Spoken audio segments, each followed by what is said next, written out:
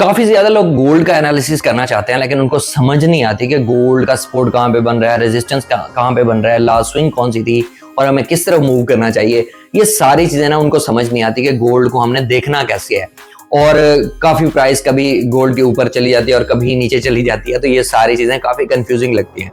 लेकिन मैं आपको बेसिक्स जो है ना कि इसकी सपोर्ट कहाँ पे बन रही है, रेजिस्टेंस कहाँ पे बन रही है, या अब किस तरफ मूव होगा, ये थोड़ी सी चीजें मैं आपको मोबाइल की स्क्रीन पर चल के समझा देता हूँ, ताकि आपको ये सारी चीजें भी क्लियर हो जाएं और आपको भी समझ आ जाए कि गोल्ड किस तरफ मूव कर रहा है। तो ये बहुत आसान है, चलते हैं मोबाइल की स्क्रीन पर। अच्छा जी, यहाँ पे गोल्ड का चार्ट मैंने ओपन किया हुआ है और मैंने 1 घंटे की जो कैंडल है ना वो ओपन की हुई है। यहाँ पे देख सकते हो आप लोग, ये 1 घंटे वाला जो टाइम फ्रेम है ना वो ओपन किया हुआ है। अच्छा, अब यहाँ पे पिछले वीक की अगर हम देखें कि इसने अपना all time high last time कब दिया है, तो यहाँ पे आप लोग देख सकते हो कि देखा जाए तो तकरीबन इसने कोई बहुत ज्यादा देखा जाए कि उस तरह से दिया है तो नहीं, इसने अपना ऑल टाइम हाई जो दिया है ना लास्ट मतलब वीक के अंदर, तो वो ये है कि उसने 4890 तक गोल्ड जो है वो गया है।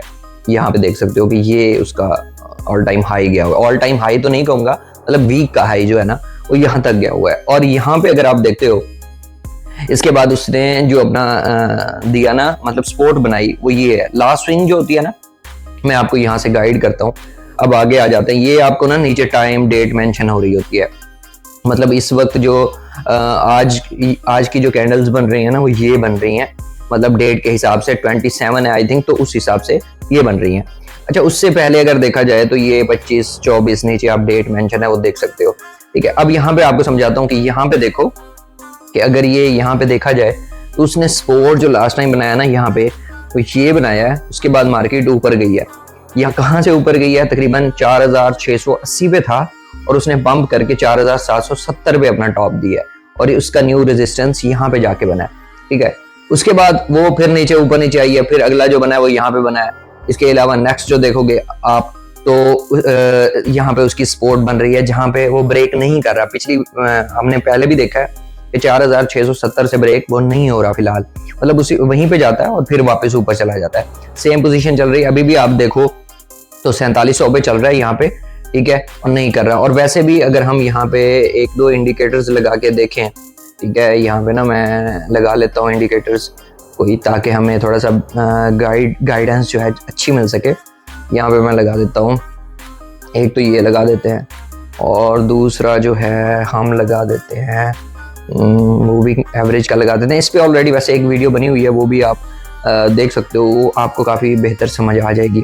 यहाँ पे देखो मार्केट ना कोई ये नहीं है कि पिछले 1-2 वीक के दरमियान ना आप गौर करो अगर, तो मार्केट एक पोजीशन में चल रही है, मतलब 46-70 का मैंने आपको बताया और ऊपर बताया 48। अब मतलब 200 ही 150-200 के दरमियान ऊपर नीचे हो रही है, कोई बहुत ज्यादा इसमें फर्क नहीं है।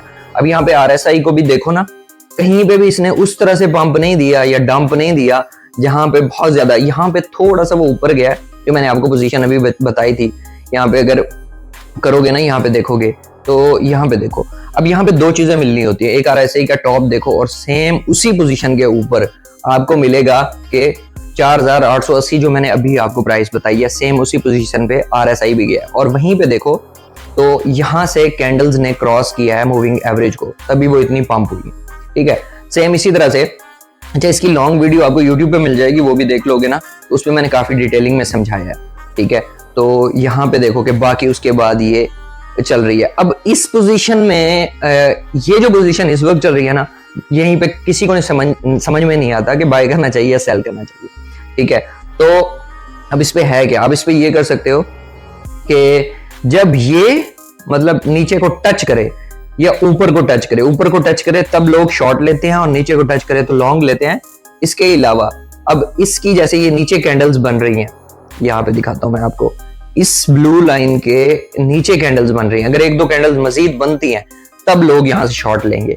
अगर सेम वैसे यहाँ से कैंडल क्रॉस करके ब्लू ऊपर यहाँ से बनना स्टार्ट हो जाते हैं, क्योंकि इस वक्त कोई समझ नहीं आ रही, ये भी दरमियान में है और ये कैंडल्स भी उस लाइन के मूविंग एवरेज एक्सपोनेंशियल लाइंस के ऊपर बन रही हैं फिलहाल, तो फिलहाल इसकी समझ नहीं आएगी। तो जैसे ही ये क्रॉस करेंगी या ऊपर को थोड़ा सा क्रॉस करके ऊपर ब्लू बनना स्टार्ट होगी कैंडल, तब बाय करेंगे लोग। अगर यही कैंडल जैसे अब नीचे बन रही हैं तो चांस यही है, जैसे अभी नीचे बनने स्टार्ट हो रही हैं, अगर नीचे बनेगी मजीद एक तो लोग इसको शॉर्ट करेंगे।